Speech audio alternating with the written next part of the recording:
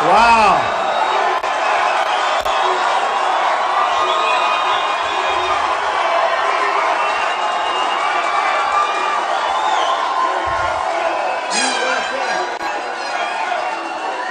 That's amazing. Great. Wow. Wow.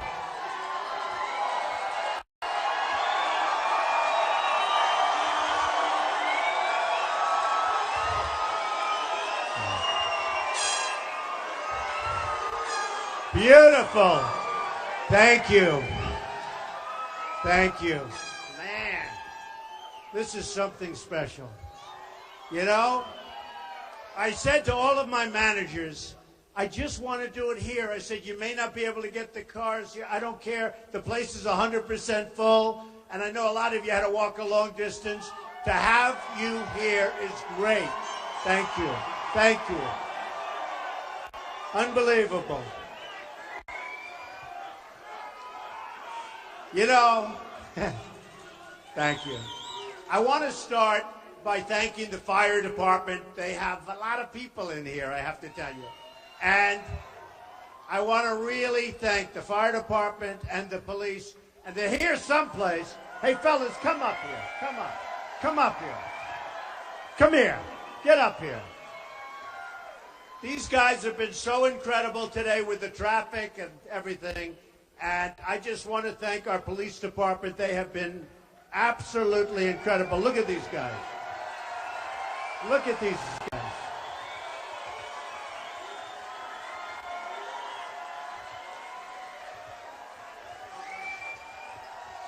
Nobody gonna mess with them. Look at this.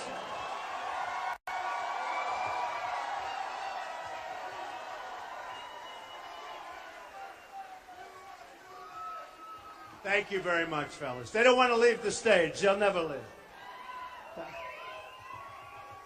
And the fire department, likewise, they've been incredible. So thank you very much. You know, what a crowd. Is there nothing like Miami? Nothing. Nothing. Nothing like Miami. Incredible. So, when I was a little boy, my father always loved Doral. Always. And he said, come on, son. And he didn't play golf. He was a worker. He didn't want to play golf. He didn't have time to play golf. And he had a beautiful swing, actually, but he played very little, almost never. But he used to love coming here. And it was the hottest resort in the country. This is a long time ago. I won't say how many years because I like to think I'm a very young person.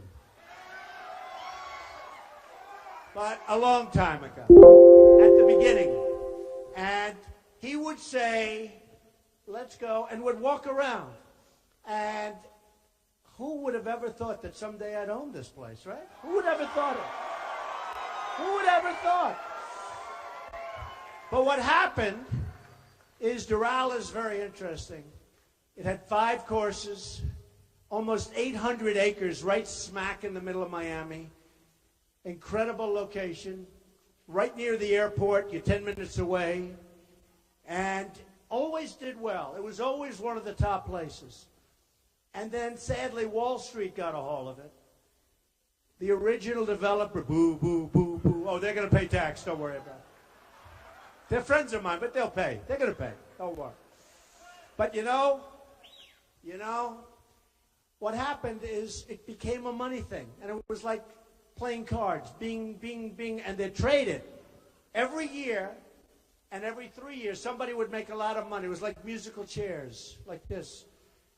And they'd sell it. Then somebody would own it for 3 or 4 or 5 years, Wall Street, and they'd sell it, make a lot of money. Always made a lot of money. Everybody made a lot of money with Doral, except for the last group that I bought it for. You know, it was like musical chairs. And I bought it. And when I bought it from a smart group, but the market had crashed. You know all about the crash. And I got it for the right price. I signed for X dollars, a lot of money, 170 million. But then I said, you know, maybe I can make a better deal before I close. So I went into closing with Ivanka. We know Ivanka. We love Ivanka, right? Right? I went in with Ivanka, and I said, watch, Ivanka. Let's see if we can make $20 million. Sure. So I have a contract for 100. I've never told this story, actually. I have a contract for 170, and I had all these good-looking, brilliant young men in front of me, and they all wore suspenders without the jacket, right? You know, the jackets were behind the seat. They were all like Tom Cruise, and you couldn't get better central casting. In fact, all of that media, look at that media back there. Look at these people. Wow. No, they're all right. I'm going to tell you some media stories. So, no, but they're central casting, the red suspenders, handsome, beautiful, smart, top schools. They would go to Harvard, they go to Wharton, they go to Stanford. And I said, I want to show off to my daughter. Does that make sense? You know, I have this great daughter. So I go in, and she said, Dad, they're not going to cut. You have a contract for 170. I said, well, that's right. So does Iran have a contract. That doesn't mean we can't make it much better, you know, right? So what happens, I tell these guys, there's no way I'm paying $170 million. I'm not doing it. I'm not doing it. They said, you have to pay it. You have to pay it. Beautiful guys. You have to pay it. You really have to. And I said, there's no way. That's all right.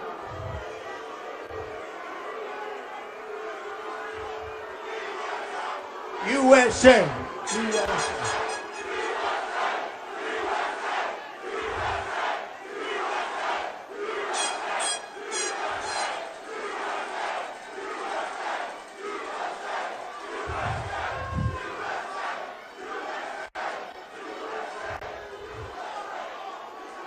Don't hurt him. Don't hurt him. Don't hurt him. You can get him out, but don't hurt him. We don't want anyone getting hurt. Don't get hurt. But that's what freedom of speech. I mean, it's all freedom of speech. You know that. You know that.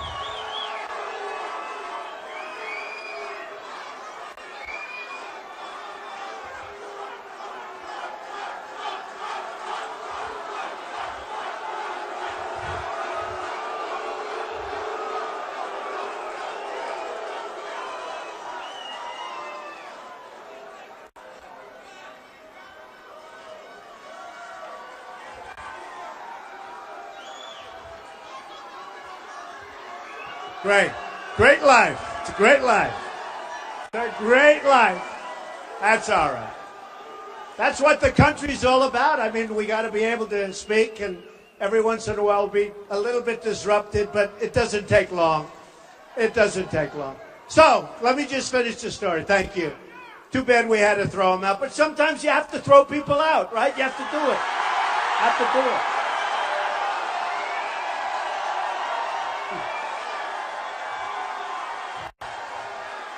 Look at that sign.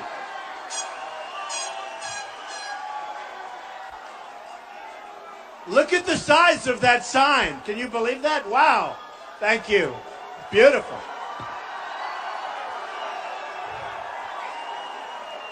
I think I'll tell my people, let's bring that home. And by the way, we have plenty of time tonight.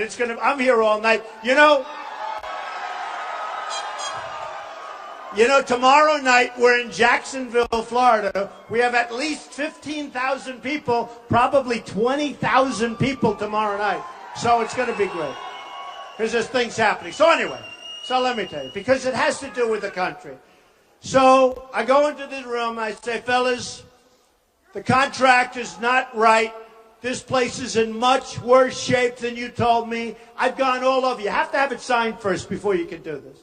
I've gone all over, and it's not fair. What you're selling me, you shouldn't be selling. I'm not closing this deal. I'll give you 100.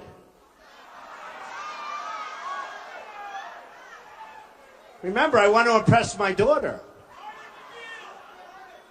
The art of the deal. And I meant it. Nothing wrong. I said it wasn't in the shape that you're supposed to be in, you know.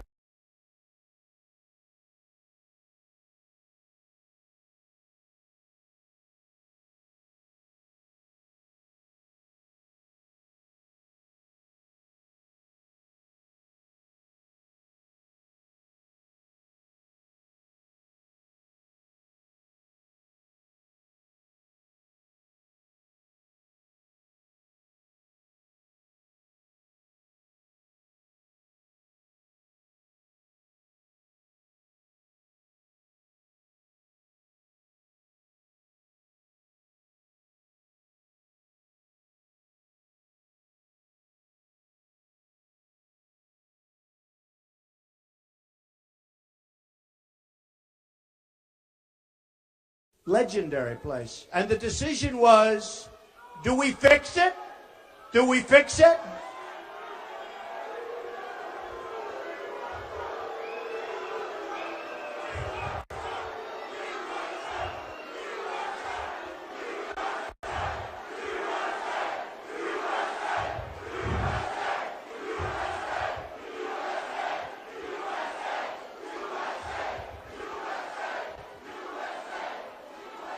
You know, by the way, you know the saddest part?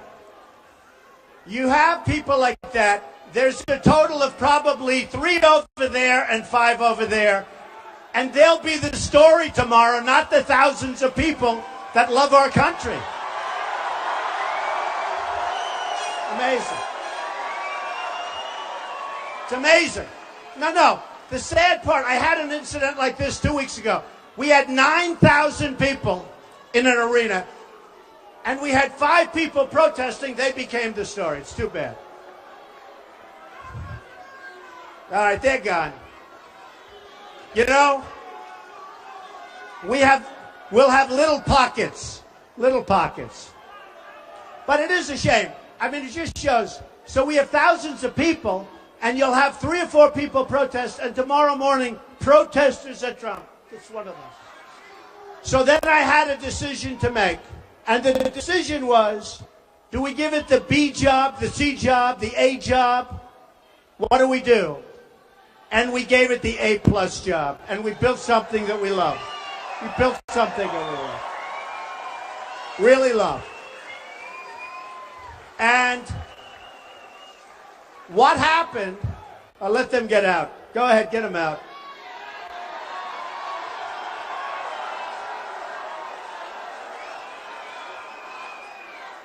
See, the first group, I was nice. Oh, take your time. The second group, I was pretty nice. The third group, I'll be a little more violent. And the fourth group, I'll say, get the hell out of here.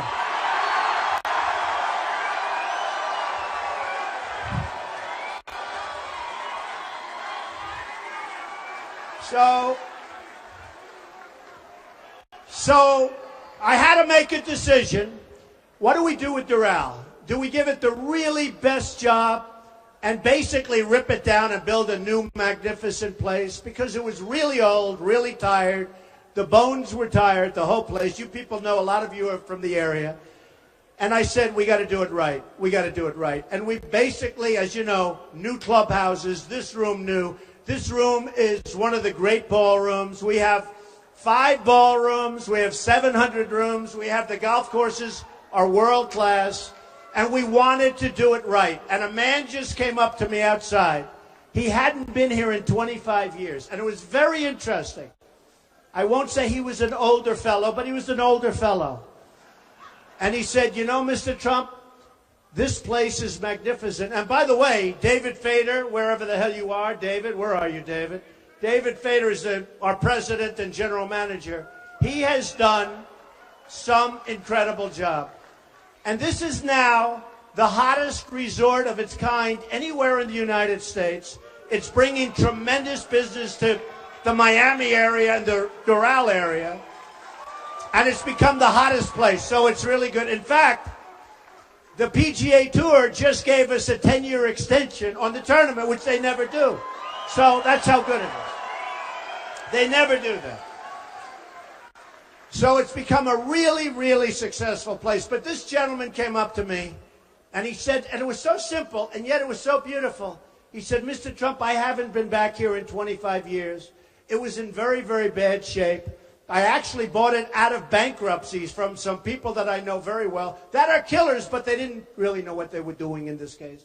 And I said, well, that's very nice. I said, you know, Mr. Trump, if you could do the same for the United States as you did here, it would be unbelievable. Unbelievable. True. Thought it was great. I thought it was great. I thought it was great. And you know, in its own way, doing it for the United States might be easier than what we had to do here, as crazy as it sounds. So, and that's what we have to do. We owe $19 trillion. We're desperate. Our infrastructure is in such trouble. Such trouble.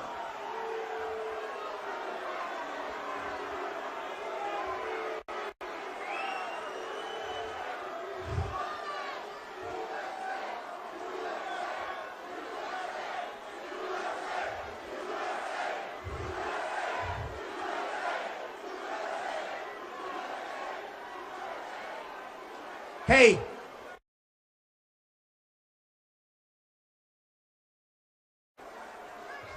isn't this more fun than having like a normal deal, right? I mean, supposing we had like a normal speech, we talk and talk and talk. The evening ends, we go home, go to sleep. This is more fun, right? You know, they used to call it the silent majority, but they don't use that anymore because, frankly, it's no longer silent because we're not going to take this crap anymore. We're not going to take it anymore. We are not going to take it anymore.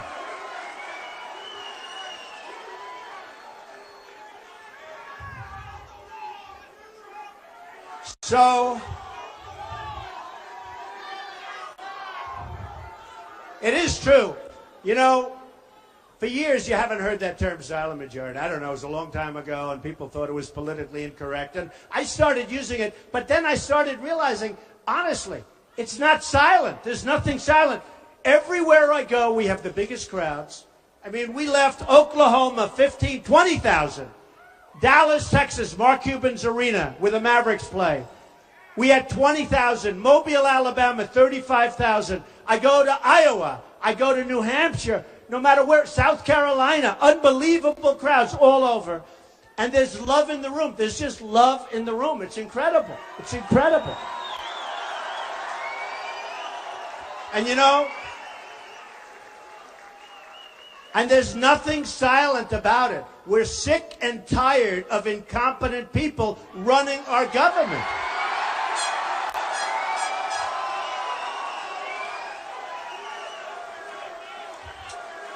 So I did something today that was quite exciting, although I think actually owning Doral is more exciting, but that's okay.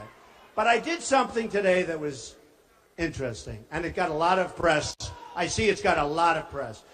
They have these things called super PACs. Nobody knows what the hell they are, what they mean. It's the dumbest thing I've ever seen. And all of the candidates have super PACs. And they're controlled to a large extent by investors. They're controlled by lobbyists, special interests, countries.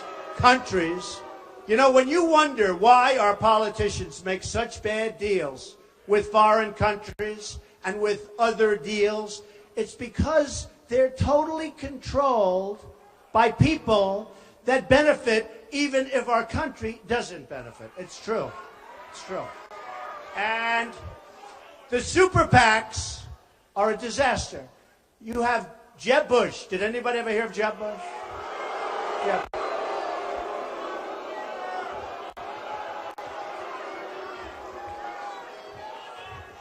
You have Jeb Bush has $125 million. I honestly, I don't think it's going to help him. I'll be honest.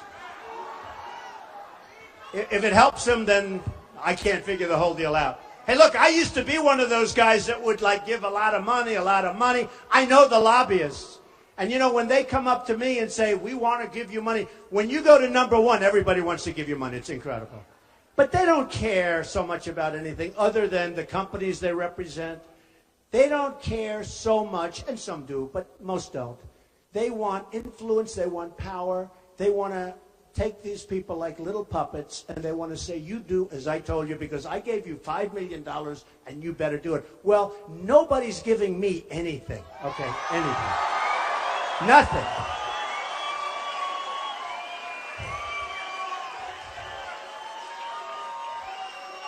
And so what happened is I noticed over the last couple of weeks, everybody's forming a Trump super PAC. I'm not forming. They're all over the place. I thought we had 4, then I heard we had 5, then I heard we had 8, then I heard we had 9 or 10. Now, I don't know Are they good or is it a scam? Because, you know, some of them, seriously, some of them I assume are like legitimate people. They love Trump. They want to do things. They'll go and do whatever they're supposed to do. And you don't talk to them. You know, they're supposed to be like independent. And others, I would imagine they probably pay themselves salaries, and who the hell knows what happens with all the money. So we did something today. That was all I know is I haven't gotten any of this money. None of it. I feel guilty about that. I feel a little foolish, actually. And we wrote notices and notifications, sent them all to the government, to the people, to everybody, that we don't want super PACs, that we don't want anything to do with them, to close them up ideally, hopefully to give the money back, whatever money's raised. I mean, I saw the other day in one of the programs, two young, nice-looking guys, big fans of Trump, I think, and they opened an Art of the Deal. I think it's called the Art of the Deal Super PAC, after my book, right? And by the way, we're having a new book come out on November 3rd. I think it's going to be great. I think it's going to be great. But the Art of the Deal Super PAC. And they look very good. And they talked about we love Trump, where they're going to do this. And, you know, probably it's true. I don't want to take any chance. I don't want it. I don't want any help. I don't want. The one thing we do, people send in small donations, like small ones. For a woman, $7.50 with about a 4-page letter. Another woman, $50, $30, $90, $250. But that I love. Because, number one, you can't send it back. How do you send a letter back to a woman who loves the country, who's giving a lot of money? That's like giving $1 million to a rich person. How do you send the $7.50 back? You can't. You can't. There's no letter you can write. It's true.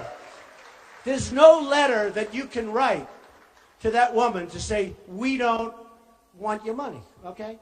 So that's the only stuff. Or we take it. And it comes in, and that's the only stuff we want. But we don't want any of the, you know, the big money. We don't want any big money. And so today, I did something, started getting big press, actually, this evening, because nobody's ever done it. I disclaimed and disavowed all super PACs. I don't want any of them. I don't want their money. I don't want anything. And I said very strongly, when we wrote the letter, and I told my attorneys and everybody, that I think every candidate running right now for the presidency should disavow their super PACs. They should disavow their super PACs. You know, and these super PACs are really running the campaigns. They're running the campaigns. For instance, I hear in Iowa that there's going to be a merger of Ben Carson, and I like him. He's a nice guy. They're going to merge the super PAC. He's got 2 of them. And they're going to run, and they've been running his campaign, and he doesn't hardly have to go there. And I'm saying, what am I? Why? I'm not allowed to do anything? It's really unfair. But I think they shouldn't be allowed to do that. I don't know if they're allowed to do that. But how do you have super PACs running campaigns? Now, and then when you think of it, so you have these super PACs with millions and millions of dollars, and they're running a campaign.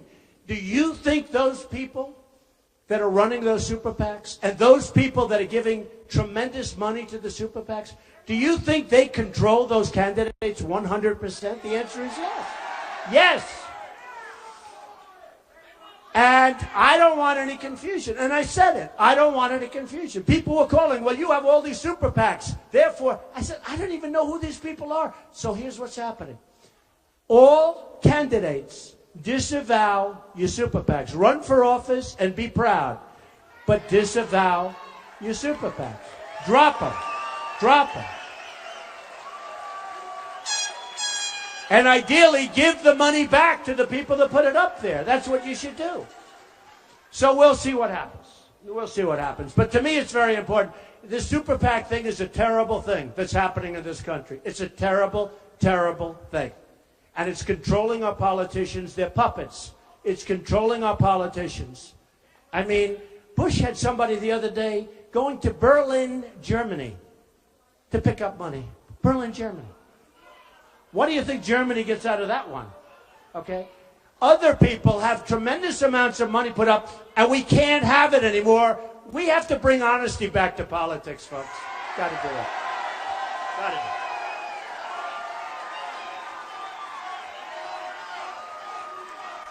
So,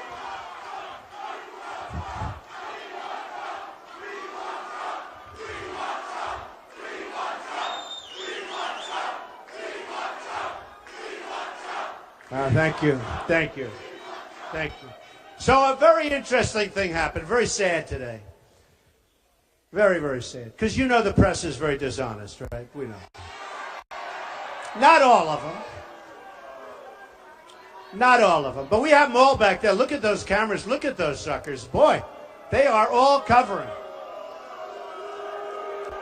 They are all covering. They are covering Trump, and they're covering you. And they'll all be with us tomorrow night in Jacksonville. And by the way, if you can, it's going to be wild. Come back up. It's going to be it's going to be wild. So, a crazy thing happened. I love polls. Everybody knows I love polls. And they said, I wonder what would happen if Trump wasn't number one in the poll. And somebody said, oh, if he wasn't number one, maybe he'd drop out of the race. Believe me, I'm not dropping out of anything. That I can tell you. Never, ever. I'm not dropping out of anything.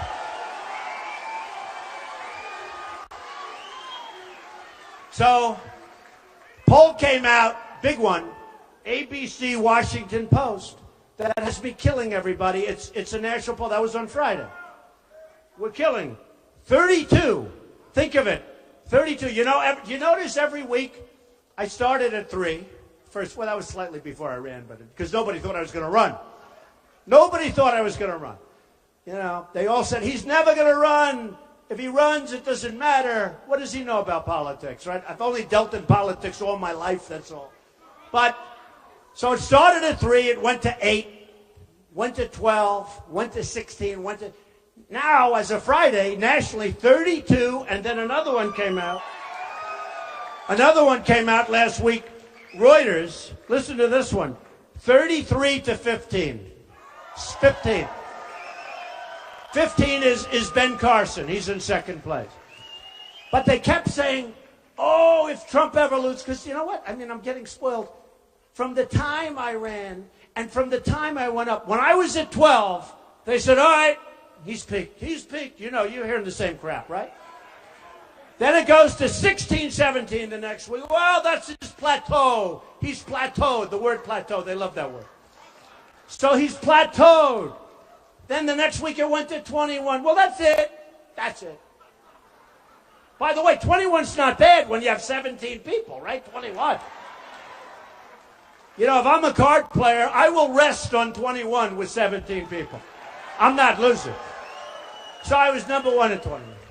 Then it went to 25. Oh, this is it. You know, these talking heads. These are among the dumbest human beings I've ever seen. I swear. Some of them are good. And some of them are coming along. I mean, some of them were so terrible and so nasty, and now they're coming along. They're becoming like, I don't know about fans, but they're saying, a poll just came out, we're 81% to win. I mean, can you believe it? I didn't know that. 81%. Who would have thought this? Rasmussen. The Rasmussen, I'm walking up here, and one of my people stopped me. I said, excuse me, I got to make a speech. Oh, no, I'd like to talk to you. I said, what do you want to talk about? They're introducing me. And Rasmussen just said, nationally, I'm beating Hillary. Just came out. Just came out. Hey, what's the beat? So now I said, I'm glad they stopped me, right? I'm glad they stopped. So anyway, but a bad thing happened. Bad. So look, I just wrote down a few of them, and then I'll tell you what was bad. So I'm winning New Hampshire by like 22 points. New Hampshire's unbelievable, great. I'm winning New Jersey by a lot. A lot. And Chris Christie's a friend of mine. But I'm at 29, he's at 5. That's a lot. That's a big difference. I'm winning Florida. I'm beating Bush and Rubio. Right?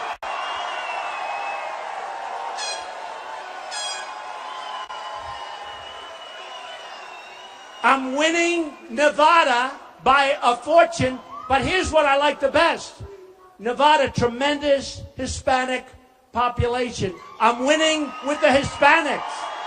Big. Winning with the Hispanics. And I keep telling everybody, I'm going to win with the Hispanics.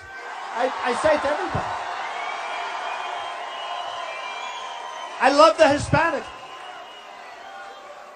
I have thousands of Hispanics. Thank you. I love you too. I love you too. True. I have thousands of Hispanics working for me all over. At this place, I have, 1,800, 1,900 employees and many Hispanics. They're unbelievable people, unbelievable workers. I love them. I love them. I love them. And they know, they're smart. They know I'm bringing jobs back from China, from Japan, from all these countries. I'm bringing them back. And nobody else can do that.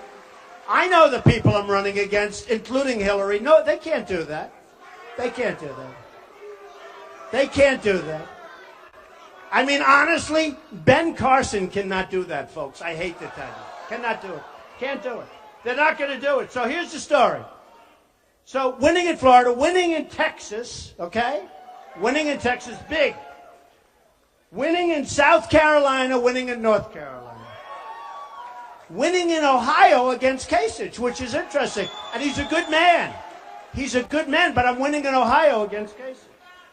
I'm winning in Massachusetts. Listen to this one. This is one I love.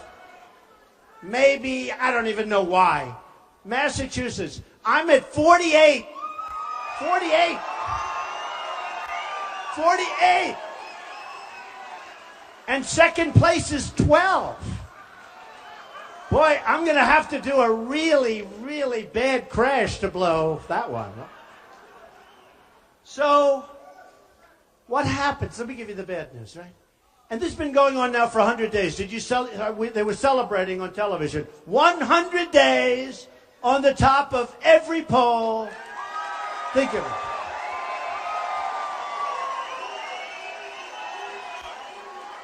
100 days on the top of every single poll, national and state. Okay, that's the good news, right? Let me give you the bad news. The press was so happy. The press. I love Iowa, and I honestly think those polls are wrong.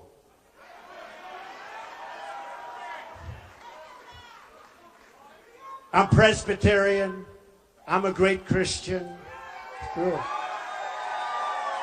True. They say in the poll, I'm the best leader. They say in the poll, I'm the best on the economy by far. It's not like by two, it's like by triple. How important is the economy, right? Remember, it's the economy. Remember that? It's the economy, stupid. I mean, it's the economy. So I'm leading on the economy. I'm leading with men, big league. I'm not doing as well with women. Will you help me? What's going on? What is...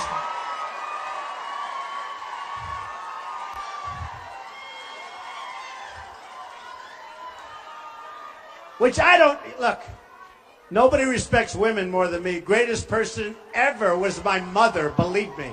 The greatest. Nobody's going to be better or do more for women than Donald Trump. That I can tell you. That I can tell you. And I think they know it. I'd rather do well with women than with men. With men, I'm doing great. I'm killing everybody. With women, not terrible, but I could do better. So what happens is the poll comes out, right? And the press was so happy. Headline. Now, just so you understand, if I were in first place, it wouldn't even be discussed. Nobody would mention it.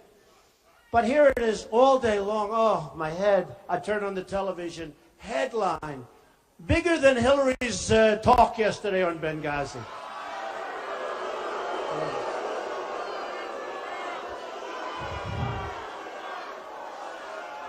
So headline. Here's the headline. Headline. The biggest story. You see it. Am I right? Trump falls to second place in Iowa. I said, no way. The press was going crazy. They loved it. They were so happy. I won't mention the names, but you know some of them. You know some of them. We have a breaking story. Donald Trump has fallen to second place behind Ben Carson.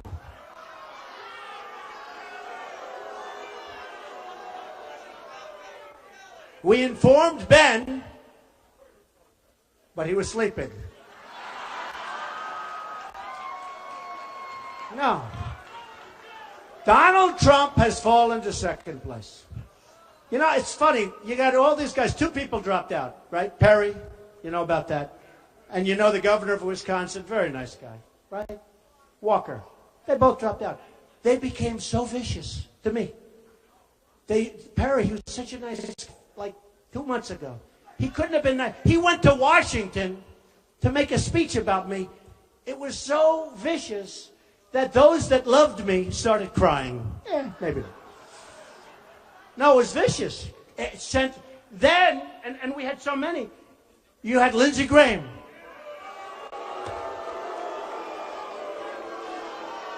I don't even know the guy. The only time I know him is when he calls me constantly asking for campaign contributions.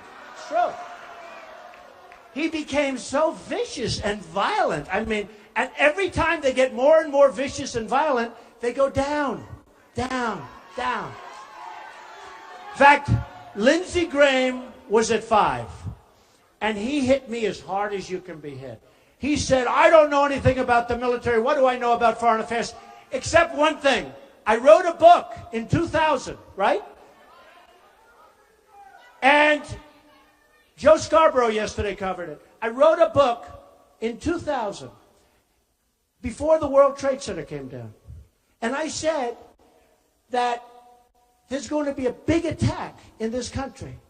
And I said, probably by somebody named Osama bin Laden. This was before anybody ever heard his name. And I said, it's going to be much worse. You remember the first attack, which was a horrible attack, but it was a small attack by comparison, obviously, to the second one, which was horrendous. The worst attack in the history of our country, worse than Pearl Harbor. At least with Pearl Harbor, they were attacking the military.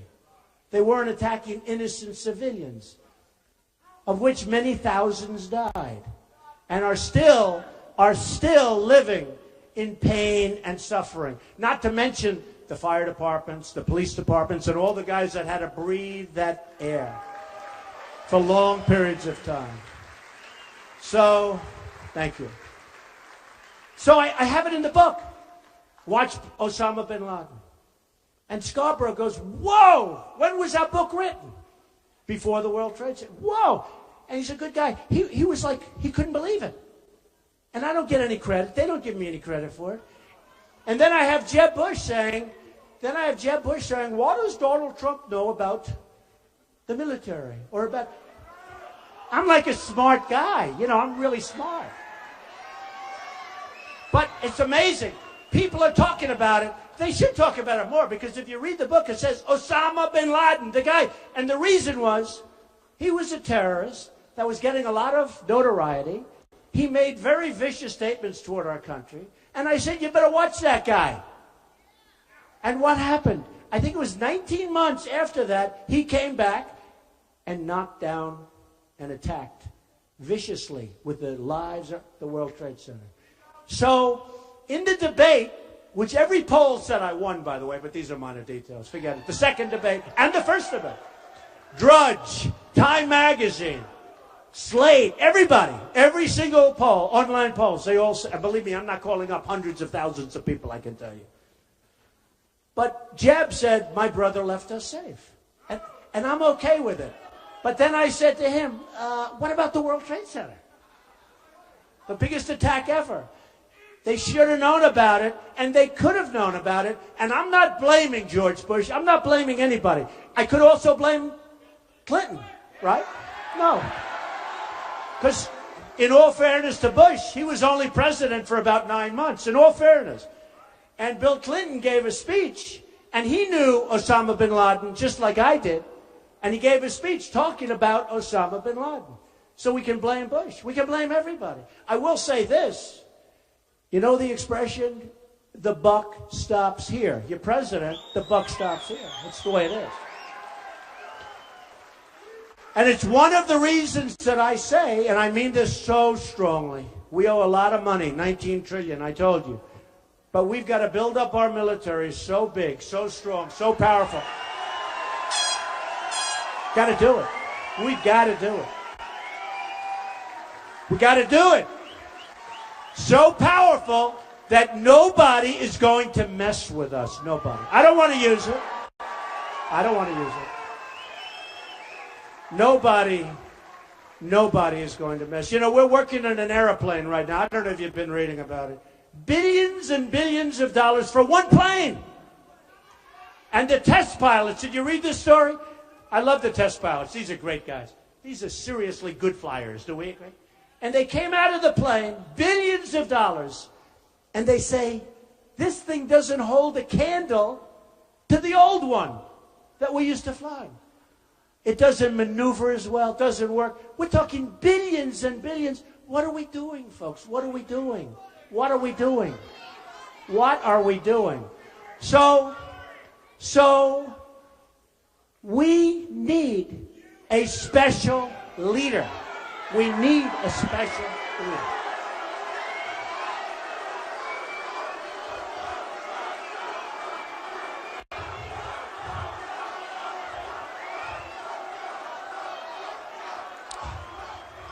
We need a special leader. So let me just say. So the headlines blared. I don't believe those polls, by the way, because both of those pollsters do not like me. I'm telling you. Now, I'm not saying anything that goes on illicitly with polling, okay? I would never, ever say that. But both of those polling groups do not like me at all. And I disagree. I don't believe it. I was just interviewed. Where is Jake Tapper? Is he here? Jake. Where's Jake? What happened to Jake? No, he's a good man. He just interviewed me. Watch me. 9 o'clock. Sunday morning, Jake Tapper on CNN. What the hell happened to Jake? He's here someplace. He's here someplace. He's a good man. Oh. He's maybe shy. But he's here some. But it's good. It's 9 o'clock on Sunday morning, CNN. But I think we're going to do great in Iowa. I think we're going to do really great. But here's the story. I have never seen such press. I mean, my wife called. She said, "Are you okay, darling? How bad is it? How bad is it?" They made it sound like it's the greatest defeat in history. The part is if they won it, it wouldn't have even been mentioned. It wouldn't be a story. But then I said to myself, look, I have to talk. I'm going to be nice. I'm going to be nice because I have to talk about it. Ben Carson, thank you. Ben Carson is the one that's leading Iowa, supposedly. Okay? And I said, I got to talk about him. A friend of mine who happens to be a great, great athlete. He happens to be African American. He calls himself black. He said, I'm black. I said, I can't say that. It's not politically correct. It's true. He said, Donald, you're the greatest trash talker that ever lived. And I never thought, he says this to me. He said, and I never thought I'd say it about a white guy. Can you believe this? And I said, I don't know if that's true or not, because I refuse to acknowledge. He said, when you said low energy for Bush, you defined him so incredibly. It was over. He can have $125 million in the bank, Donald. It's over. It was just defined. But I said, but Ben Carson is super low energy, right? It's super. He's super low. Super low energy. We need tremendous energy. We need tremendous energy.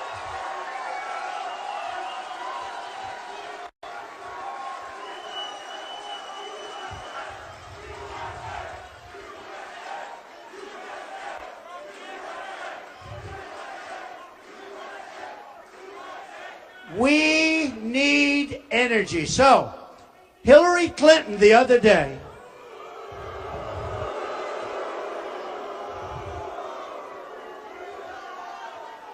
she said, I don't like Donald Trump's tone.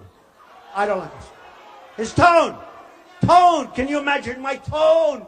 My tone. Think of it. She doesn't like my tone. We have people, they're Christians, and their heads are being chopped off in the Middle East. We have people that are dying by the thousands all over this country. We have people that are being drowned in cages. It hasn't been like this since medieval times, it's true. Who would ever think? And she's talking about my tone. Think of it. Think of it. Think of it. We have to be politically correct.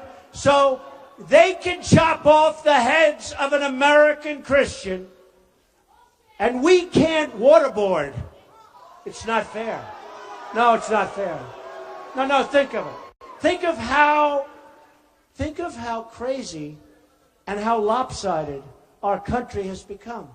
Think of what's going on. Think of what's going on. Think of why we're not respected. Think about Sergeant Bergdahl, a traitor. A traitor. Think of it. He's a dirty, rotten traitor. 6 people died going after him. They died. 6 young, incredible, brave people died. The deal is, we get Traitor Bergdahl, they get 5 of the best people that they have, that they've been after for 10 years. They get 5 killers that are right now leading and back on the battlefield, trying to kill everybody, including you. And we get Bergdahl, a traitor. Okay? We get Bergdahl. And then, 2 days ago it came out that Bergdahl, they don't want to put him in jail. You know, in the old days, boom, firing squad. No, it's true.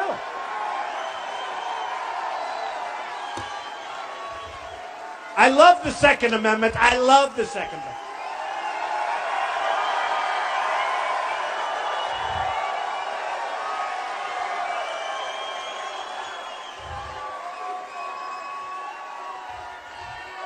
So 2 days ago, it comes out that Sergeant Bergdahl won't even have to go to jail. Oh, think of it. Where have we gone? Where have we gone? What's going on with our country? Okay? I'll tell you one thing. If I win, it's not going to be my most important job. Not if. Nah, we have to say if. Hey, look. They're all going, not if, when. All right.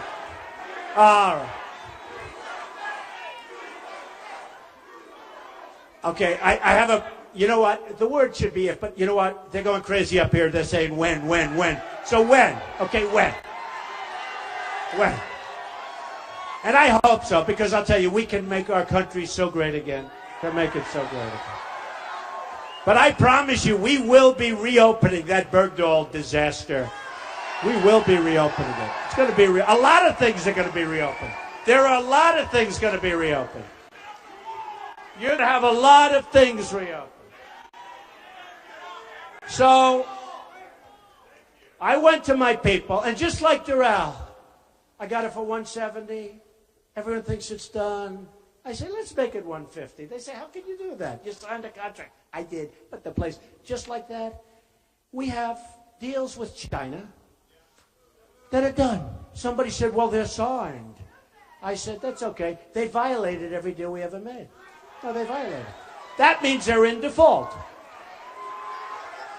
That means they're in default, okay? So I said to my people 2 weeks ago, I said, go back and tell me what is our trade imbalance with, I picked 3 countries, China, Japan, and Mexico. I just want to find out. I'm just curious. So Mexico, and I love Mexico, and I love the Mexican people, but their leaders are too smart for our leaders. Ay, ay, ay. Our leaders are so stupid. They're so stupid. So with Mexico, we lose about $45 billion a year. Would you say that's a lot? But that's okay, because that's peanuts compared. Where'd you hear? Japan, we have an imbalance of $70 billion a year. 70 billion. 70 billion. It's most people don't even know what that is. What does it mean? The number is so massive. It's not even recoverable. But I can recover. Believe me. But here's the beauty. And I love China. They buy my apartments. They give me $25 million. I do them like hotcakes. But China is the most unfair because, well, Japan's right there. You know, Japan sells those. They just devalued the hell out of their currency. You saw that, Japan. But China gave the biggest, greatest devaluation in the last 2 decades, meaning 20 years. The biggest devaluation. So I said, what's the trade imbalance? They told me Mexico first. I said, wow, that's a lot of money. Then they said Japan. I said, wow, that's even more money. I said, give it to me with China. Almost $400 billion a year we lose. How stupid are we? How we should be ashamed of ourselves. How stupid are we? And I don't blame China. I don't blame them at all. I have friends from China. They used to come up and see me and say, oh, Donald, we can't believe that we get away with this. It's unbelievable, your people. They are incompetent. Then I said, I'm running for president. They called me, no, we were only kidding. You're actually, it's amazing. They had no idea I'd be revealing their conversation. They can't even believe they get away. First of all, when China sends us their goods, there's no tax, there's no nothing. When we send China, number one, they won't accept them. If they do accept them, they have massive taxes and tariffs. It's a one-way street. It's a one-way street. A friend of mine, great manufacturer, can't get his goods in. He manufactures great stuff. Can't get his goods in China. It costs me. I can't deal with these people. Then finally he gets them in. They charged him a tax that was so high, I can't tell you because nobody's going to believe how high it was. These are smart people. But I have people that are smarter. I have people. Yeah. I have people. I mean, I have some of the great business people. They're all calling me. These guys, friends of mine, some enemies. I even have enemies calling. I have guys that are so smart, and some I don't like. Some I can't stand. Some are horrible people. Actually, I know one that's so bad as a human being. He's the worst human being I've ever met, but he's an unbelievable negotiator. I said, Irving, come on, you're going with us. And these are wealthy people.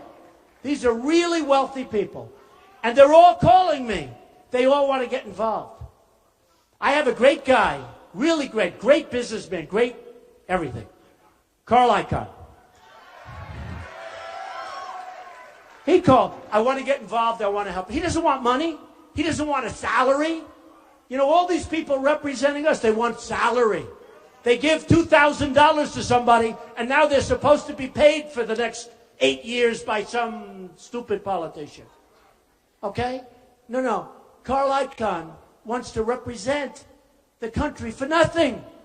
Now, if I say, and he's a great guy, and I don't care if he's a great guy. He's a great guy, but I don't care. Because I have others that aren't great guys. But they're great at what they do. I know the great ones. I know the bad ones. I know the guys that are overrated. You got some overrated. You got some that are highly overrated. I won't use them. I have some that nobody ever heard of that are better than all of them. They're great. We have the most talented people there are. This isn't going to be political. This isn't going to be political hacks. Now, if I tell Carl, go watch over China for me, Carl. Just watch over China. Trust me, good things are going to happen for us. Believe me. Really good things are going to happen.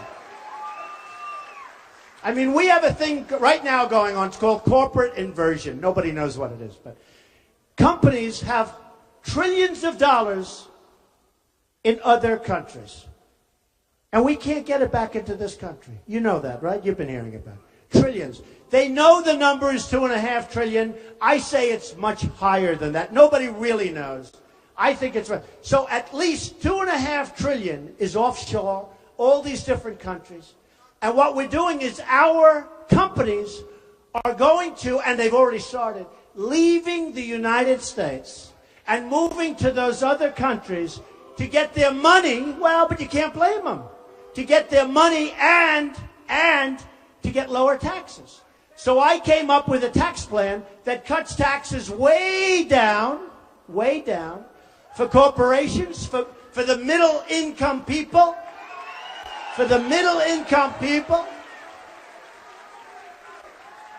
of which we don't have too many in this room, I can tell you. They're all upper middle income people and upper people. But for the middle income people, because the middle class in this country has been totally forgotten about. It's been totally forgotten about. So we're cutting corporate taxes. We're cutting taxes for the middle income. We're cutting a lot of things like carried interest. These guys, you know, the hedge fund guys, they pick a stock. If it goes up, they're geniuses, they make a fortune. If it goes down, they find another job, okay? A lot of it's luck. So what happens is the Democrats and the Republicans both agree that we should bring them. Who cannot agree? For 3.5 years they've agreed, and they still can't make a deal. It's gridlock in Washington. It's lack of leadership in Washington, and we're going to stop it. We're going to stop it, okay? We're going to stop it. The other day, and it's going to be amazing, we're going to have a really dynamic country. The other day, I watched a general being interviewed. And I said to a group before, why the hell is a general being interviewed on television? I don't want my generals being interviewed. I don't want them telling what we're doing, where we're going. Can you imagine General George Patton, who used to walk in a room with blood pouring out of his eyes? Do you think this guy's going to be interviewed on CNN? I don't think so. I mean, I'm watching this general be interviewed. And the first thing is that, and I love great generals. I love General MacArthur. You know, to this day, he had the highest marks. I'm a big fan of academics, believe it or not. But he had the highest marks in the history of West Point. Highest average. That's a, smart guy. In fact, his biggest problem is he hated to listen to Dwight Eisenhower because Dwight, who was a great guy, but he was at the lower part of his class, and MacArthur was the smartest guy probably ever at West Point, at least according to academics. And he couldn't believe that he had to take orders from Ike. I mean, there's so many interesting stories. But could you imagine General Douglas MacArthur being on television saying the following? The question was by a very good man asking the questions, said, what do you think of ISIS? Can we win? And the general looked at him and said, oh, it's going to be very tough. It's going to be very, very tough. I don't know. It's going to take a very, very long time. And I looked at this guy and I said, number one, he's a weak person. I'm very good. Deals aren't deals. Deals are people. When you do deals, it's people, not deals. Everybody always says, deals are people. Remember it. I tell kids, deals are not deals. Deals are people. But I looked at this general. I said, I don't want him. I don't want him. I will find the smartest, and smart is very important, toughest. We got rid of a very smart one. I'm not going to mention names. But we got rid of a guy, remember? Because he was using foul language to a magazine. He was tough and mean and nasty, and the troops really respected. And we got rid of him because he was tough. I will find the General MacArthur. I will find the General George Patton. We've got him. We've got him. They may not be politically correct. Who cares? Who cares? But we're going to find them. And we're going to clean things up, and we're going to have a great country again. We're going to have a great, and respected. We're going to have a respected country. So, we have a lot to do. We will build the wall. We will build the wall. We have no choice. And by the way, people will come into our country, but they're going to come in legally. Legally.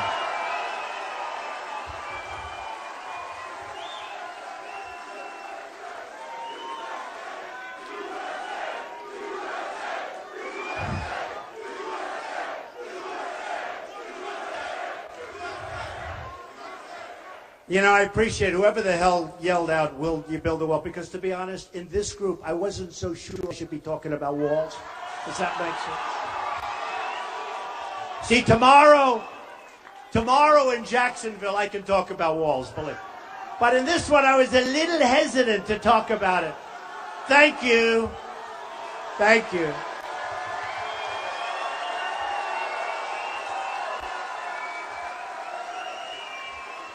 By the way, and I say this all the time, and people bear it out, a radio host, Hispanic show in New York, said, you know, he was interviewed 2 weeks ago, he said, you know, my audience is all Hispanic. They love Trump. They love Trump. And let me tell you, who wants to stop illegal immigration more than anybody? The Hispanics that are in our country legally. It's true. It's true.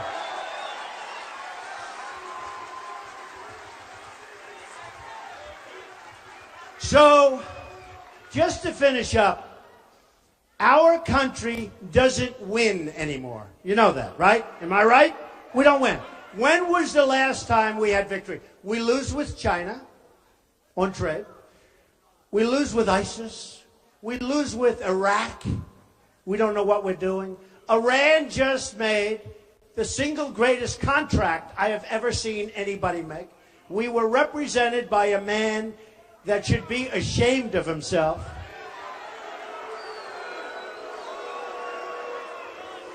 A man, Secretary Kerry, that should get the hell off a bicycle. Here's a guy falls off his bicycle during the negotiation, breaks his leg. We were represented by incompetent people.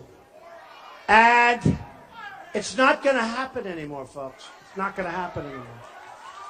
And let me tell you something. If and when I win,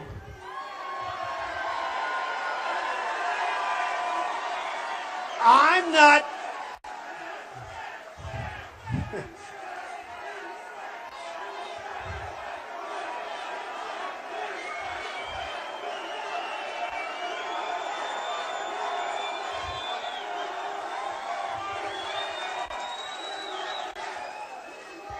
So, if and when I win, we are going to have so many victories. It's going to be so nice.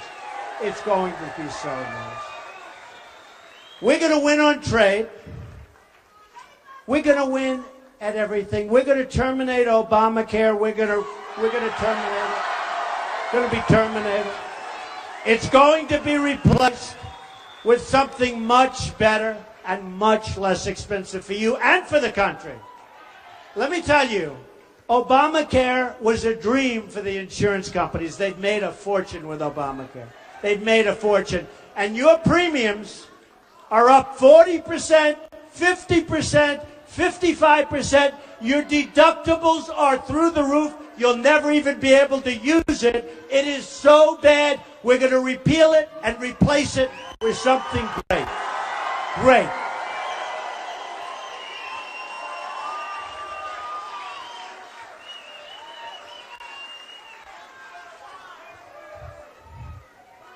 We are going to bring back the American dream.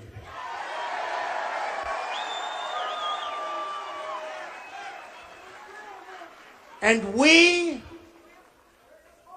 this is as sure as you're standing here tonight, and look around, folks, because this is a movement. This is something very special, and it's happening all over the country, not just here in Miami. It's happening all over the country. You'll see it tomorrow in Jacksonville. It happens all over the country. We are going to make America great again. Thank you.